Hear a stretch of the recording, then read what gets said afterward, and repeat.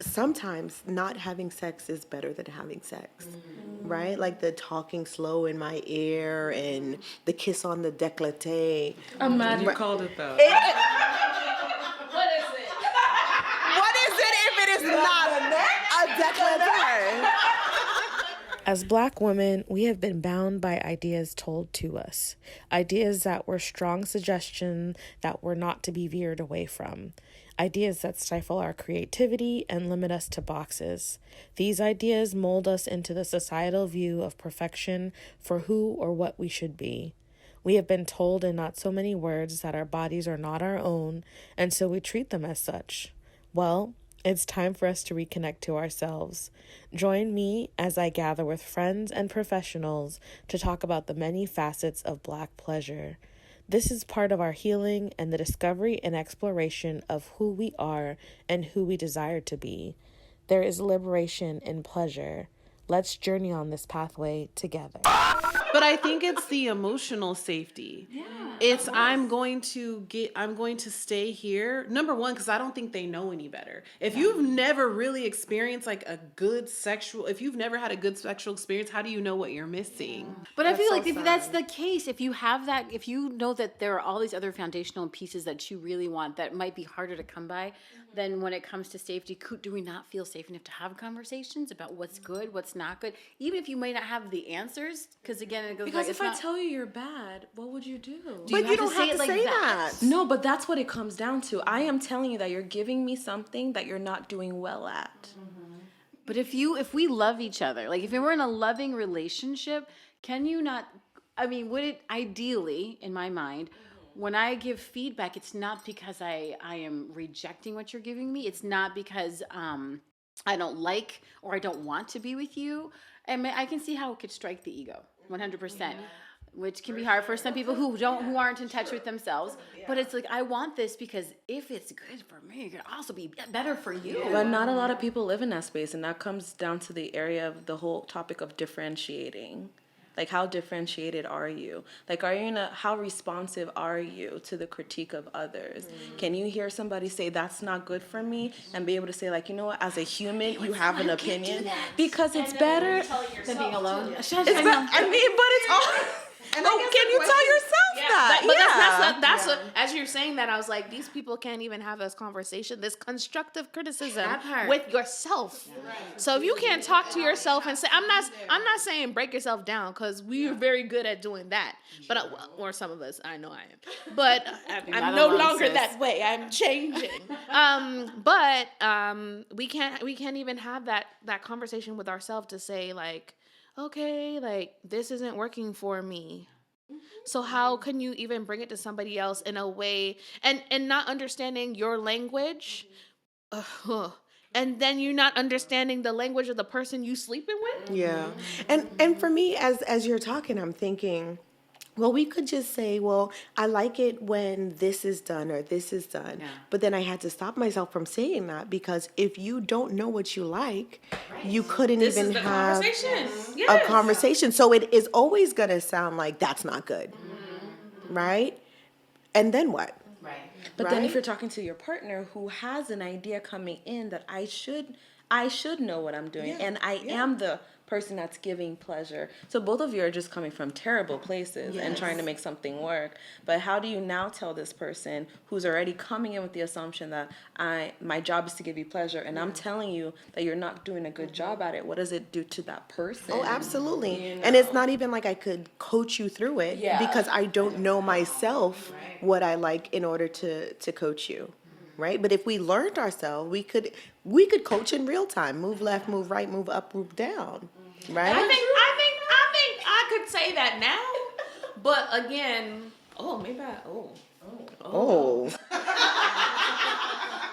See you download. but have we not said that and then got shut down? That's what I'm saying. You get shut down, and then also, but why are we getting shut down? Again, the comfort, that communication style, how the presentation, the interpretation, the ego, all of this. What narrative are you caring about yourself? I want to say I've never gotten shut down. What are we doing? From talking about you're not doing that right? Oh, yeah. That's not my story. So the people that you've been with have received your constructive criticism or have received your critique. So either they have received my critique or very quickly, we're not doing this. Yeah. Yeah. Life, another motto, life is too short for bad sex. 1,000. Sorry? No. Not sorry.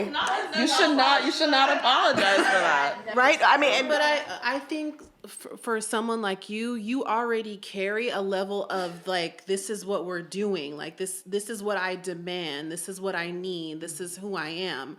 So you're already coming from a place of awareness. Like for most women, they're not coming from a place of awareness. They're not coming from a place of, I love myself and this is what it should be like. They're coming from, I can speak for myself. It was, I really like him. We're kissing and it's feeling good. I think I'm feeling something. And then now we're in the act and it's like, okay, it's starting to feel good and then it shifts. And then it's starting to feel good and then it shifts. And I feel good and it's over. and then it's like, well, are you good? All right, then let's talk. You know? And then when I get home, I have this desire still. And Break out the toy. You finish it yourself. I finish myself. Finish yourself. Yeah. I also think too, and in some ways too, there's not enough conversation, and maybe it's in my practice that I see this a lot, that good sex is relative and good sex takes time. Yes. You know, just because you told him, hey, focus on the clit and don't be out here motorboating, you know, there's a rhythm to your tongue and how you move it. Don't, you know. That takes time because the first time you say it, cool. The second time you might start, you have to be like, what are you doing? What do we talk about? What do we talk about? And you know, you keep practicing as time goes on, but that would mean like you're willing to put in the time to teach this person what to do. But I think no one is as good at the sex you had at 20 versus the sex you're having at 40, they're not even not the same. I would hope they were different. I would hope there's growth. Amen. Yeah. You know. A question I want to know is like, how do we also expand the awareness around what sexual pleasure is, and even what the definition of what sex is, and like, how do we bring that conversation to the table about it's not just a sexual act. What are all these other modalities that people can have sex with? And I think my gateway to this conversation was through like postpartum moms who, you know, they're like, okay, 6 weeks, you can have sex. You're like, bitch, please. But how do you expand the consciousness of sex isn't just this act? How else not just do we experience this intimacy, but also what are other ways to like turn on and get in the mood? Like what? Outer course. Like, ooh, yes. I love that. It's term. also in like it's kind of like this, like the concept of weight loss. Like there's not a final destination. Yeah. It's a journey. So pleasure is a journey as well. Like pleasure is a journey. I was like, that's great. Write that down. It's a journey. So our end goal is not always like an orgasm. Right. And that, I think, is what trips people out, like especially dudes. Yes. Because it's so easy for you to ejaculate, to have an orgasm. It's so easy. It's for the most people. But like, don't you know, like, I'm okay sometimes, like, if it doesn't end, you know, with me flipping off the bed. I think, I mean, maybe we'll end with me flipping off the bed. We might find ourselves there. Orgasm. Like, that's fine, too. But, like, it doesn't have to end how porn shows us or how people tell us it's supposed to end. Right. Like... Right. And ending is also, again, feels very final. Like, because every sexual experience is different, but like, because we're maybe in relationship with each other, and even a one-night stand, I will venture to say is some type of relationship. This journey continues, and it may continue without you, but it's gonna continue. So like, again, pleasure. I don't want people to think I'm just talking sex and orgasms. I think we've made that clear. But like, sexual pleasure isn't always penetration. And especially if we're talking about like gender roles, etc. too. Like, we're not talking about... Exactly. So, like, let's get off this boat of we got to get to this destination. Let's just enjoy the ride. I want to add, like, sexual pleasure, I think, is a journey to self-exploration. Yeah. And because it just creates self-awareness. Yeah. And everyone is different. If you don't have to be a mooner, you don't have to be a screamer, you know? And I think also for men, too, something I've noticed, too, is that a lot of men also share, like, they also don't need an orgasm to enjoy sex. But there's this expectation that, oh, you didn't come? It wasn't good. I did something wrong. Why didn't you come? Why are you not coming?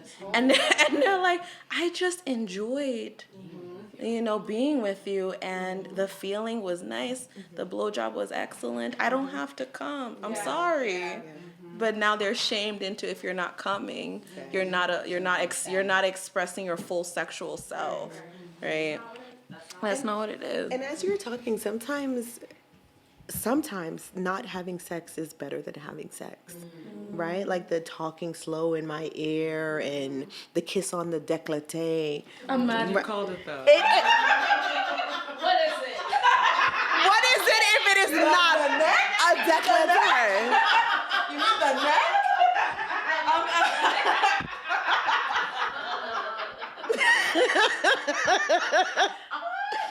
I'm just saying. Be yourself. Listen, my true and complete self. But like sometimes it's a build-up, and it's especially if you're, in a relationship with someone and you're spending the day like sending dirty text messages and all of that. Like sometimes that is so much better than the actual act of sex. It's more pleasurable occasionally. I'm not saying no to it, but it's like the sensual massage, or it's not just in that moment, which I think people get caught up in. I want to talk about trauma, and leaving your body.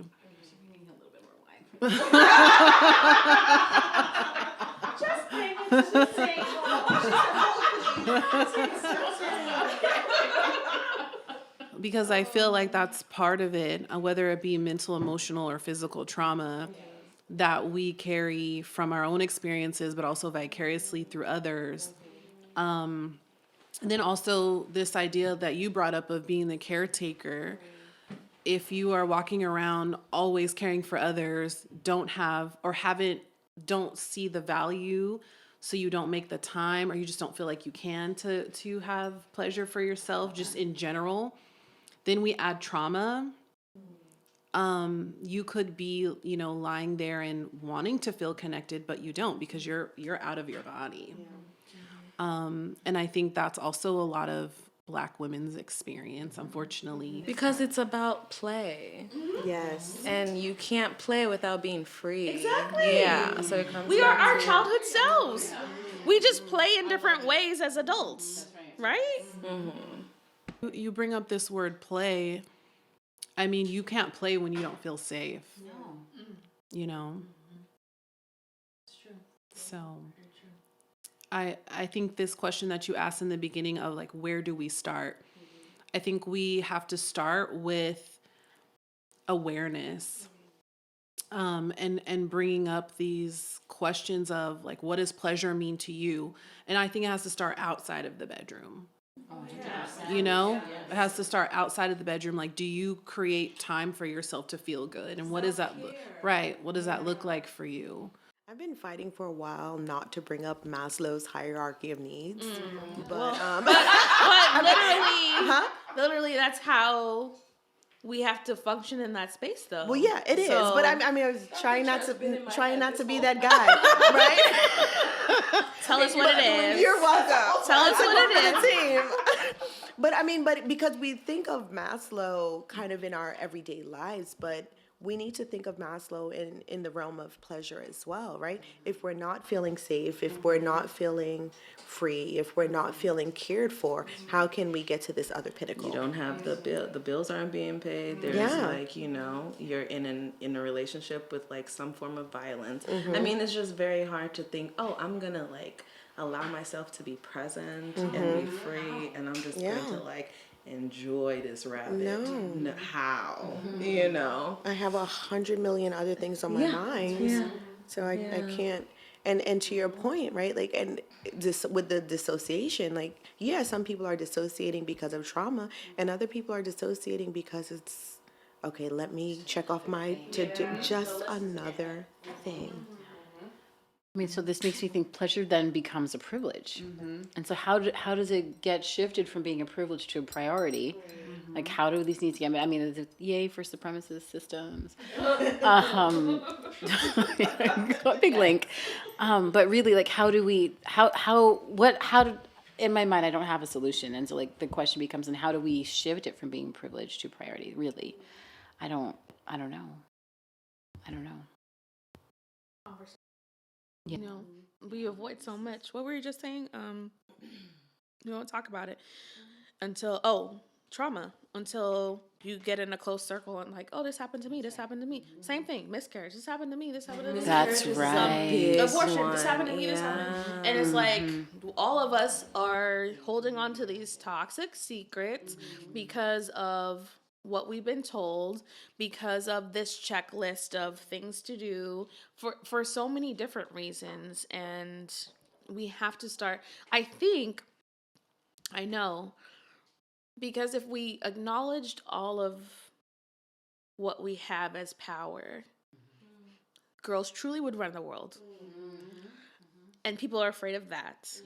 Men are afraid of that. 100%. And it's like, well, if I can indoctrinate in this way with a religion so that they're not expressing their true selves, I have control.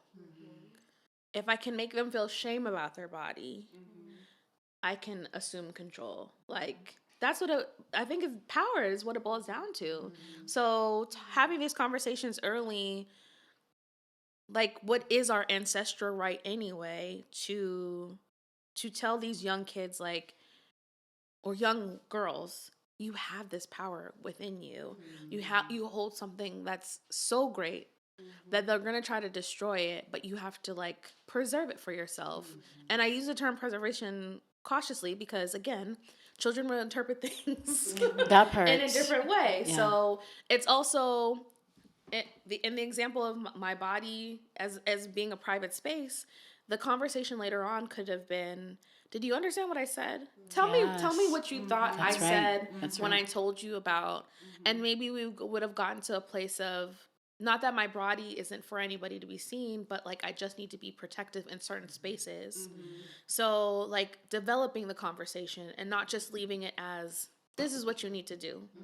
We're past the point of, like, telling people kids what to do. That's important in some aspects, but in those moments, can I get this is the provider side of it, verbalized understanding. Like, can I get that reassurance that you understood what I meant? But this goes back to presence. Like, even your mom, she thought she communicated really clearly, right? She knew what she said, and of course she understood it.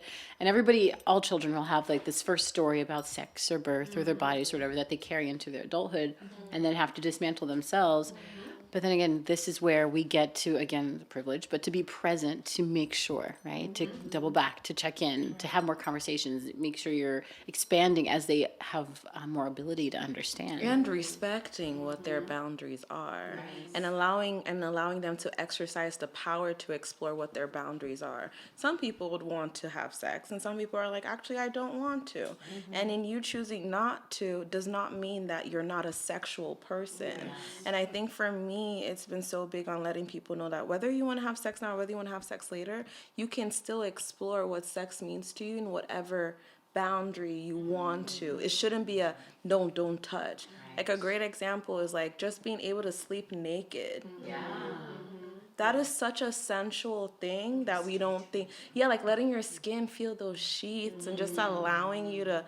That's so sensual. And we don't think of that as sexual. Putting on makeup is so sensual. It's you, like, looking at the contours of your face and appreciating, like, what your lips can do, what your eyes can do, like, and we don't think of that as, that's me embracing my sexuality. There's so many layers to, like, being a sexual person that I think we take for granted. This makes me think of binaries a lot too, because it's like either don't do it or you have all the freedom in the world. And we don't talk about these gradients in between.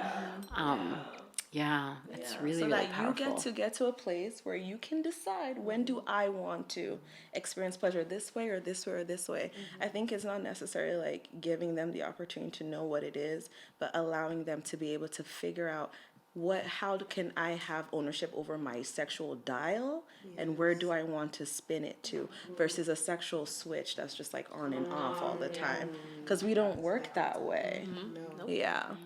In the book Come As You Are, she talks about accelerators versus brakes, and like just how some people, they're just like, your brakes are just very sensitive. Like it could be a smell, it could be like a sound, and like whatever juices you got flowing, That's a wrap. Shut it and down. some people, it's not that. They're like, listen, they can make noise next door, you coming in or not? Like, like some people don't, but again, and it comes back to knowing yourself. And being able to trust yourself to explore yourself, and trusting that whatever you find is true, because I don't think a lot of us trust our intuition, or trust our experiences, or trust that whatever we're experiencing could be a fact.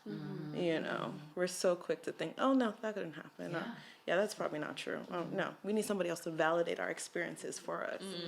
So the thought that's coming, community. How do we create safe communities where these conversations can happen, where we're talking with multi-generations, right? So that people can really share the knowledge in an honest way without shame, and normalize some of the things that people experience, or how our bodies really are.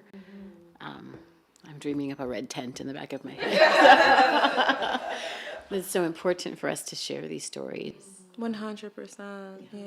I feel like what I've been realizing more is, as a midwife, is like wherever I go, if I present myself as a midwife, there a birth story appears, or if a sexual pleasure story too, or But I can't go anywhere and say no. I don't even tell people what exactly. They approach her, and I've seen it, and it's like, wow, what just happened here? Without even telling them, they just. I have their whole biopsychosocial. I'm at a pool. Yeah. Oh my gosh. Listen, that happened when we went to get this tattoo. Sandra came with me, and the tattoo artist is like, I want you as my new therapist. It's a thing. This is what happens. Yeah. Where we go. So, I mean, what do you wish for Black women specifically in their journey towards pleasure? And I think we've touched on it a little bit. And how can we reimagine it? And or what would you tell your younger self about your pleasure journey, or how to walk in it? And knowing that whatever journey you went on is fine. Right. But if you had a chance to go back and say a few things. The first thing that came to me was when you were asking, what do you wish Black women, would know or can, I think is asking the why. And I think part of my journey too has been asking why. Why do they say that? Who told you that? Where did that thought come from? And being able to trace what you're actually listening to, and the rules that you live by, where are they from? And even those rules that may have been from whatever religious perspective, just asking the why, figuring out what is the truth, what is really true about that. Well, your mother told you, why did she say that? There's probably a story that she never told you, which is her why. But asking yourself, whenever the words come up, or whenever the narrative shows up, asking where did that come from? What keeps coming up for me is spend more time dancing naked in front of the mirror. Yes, girl.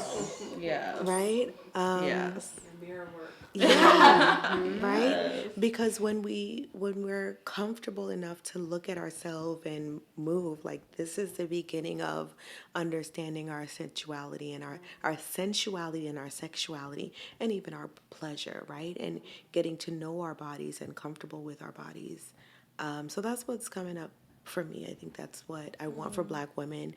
I think that's what I would probably tell my younger self as well. I love that. What I want Black women to know is to return to themselves. come back. Like all the places we try to go because we're trying to be something, no, just come right back. And that's going to take what you said. I call it holding space for yourself, that exploration, that truth telling, and a lot of connecting with other women, community, all of those things. Return.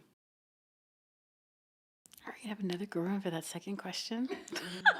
Yes, absolutely. Or you can answer them both. Well, because I think the first thing the second question is the one that resonated with me most. The first thing that came in my mind is like, Deidre, you don't have to be a porn star. And the path that I chose is not to have sex until I got married. And like I promised my partner at the time, like, when we get married, I'm gonna be porn star Deidre. I'm gonna be porn star Deidre. And like Deidre knew nothing. Like nothing. I was so green. And really just allotting that person or sharing with that iteration of myself at that age that it takes time. You really do need to know your body. I would totally now dance in the mirror naked, you know? Tell her to do all of that, those things, because when you can feel that within yourself, then of course you can express that to your partner and then ultimately show up more fully as yourself in the world. But I think that's the first thing that came to my mind is that I just had all these fantasies. I can turn it on, right, like we were talking about before, and I'll be porn star Deidre. I'll do anything. I did, and it wasn't pleasurable. Because some things just ain't for you. Listen, And they're acting and not doing a good job at it. Like you can tell between somebody who's really in it. What's that?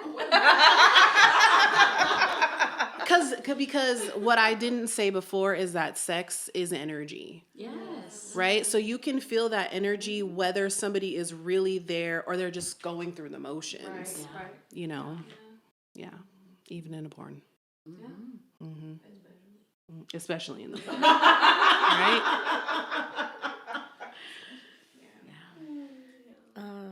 I think what I want a lot of things. But for Black women to know and Black girls is like, the first thing that came to mind, and I roll, but also it's the truth. Your body is a wonderland. Like, you have so much magic and energy, so much to you that the world doesn't want you to know about. And the theme of taking your time to get to know what that means, and also being okay with that changing over the course of time, like accepting that. I think I struggled with that for quite a bit. Like, I'm changing. Isn't there a song? I'm changing. I don't know. I think you're talking Dreamgirls, and I don't know that that's how it goes. Okay. You're a real friend. You weren't even gonna. You're a real friend. Because I would have been like, girl, I don't know what you're singing. But. What were you saying? You gotta know your friends. You gotta know your friends. But yeah, like it's being or changing over the course of time and being upset with yourself because you're like, what's happening to me? You know? And that upset is really like fear of not knowing what's about to go down. But like I guess it's my 2-part here. It's like telling myself that's okay. But I want everybody to know that too. And again, it has been said before at this table, and I try to make a point to say it in other conversations. I'm coming from a place of privilege, but because the pleasure topic feels so new to talk about amongst ourselves, it feels like safe, and it feels like it should be. And I know it's a lot of pressure with the word should, but really we are talking from a place of privilege because some people can't even join together and have this conversation. It might have been planned, right? This might have been planned. But like The fact that I could find people to talk about it with so openly is a privilege. Yeah, 100%. So I want to acknowledge that too, and I honor it and I respect it. But also wanting to give permission to people who haven't taken the time to get to know themselves. You have your life. I don't know how long that's going to be. A moment every day, if you can. And that requires some sacrifice. And again, that's privileged to say that. But I that's what I hope for. Like get to a little piece of you every single day. Chip at whatever it is that's on the surface and get down to it. And I'm talking to myself too. So I want to thank you guys for you women, you beautiful people, for being in space with me today and for taking the time to have this discussion. And I hope we have more because this is like just like this little piece right here. I want to talk about those toys. Next. Wait, I didn't grab it right. Yes. These recordings are in paid sponsorship with PeepShow Toys. PeepShow Toys is an immigrant-run small business focused on providing their community with body-safe toys made of non-toxic materials, inclusive and accessible to all.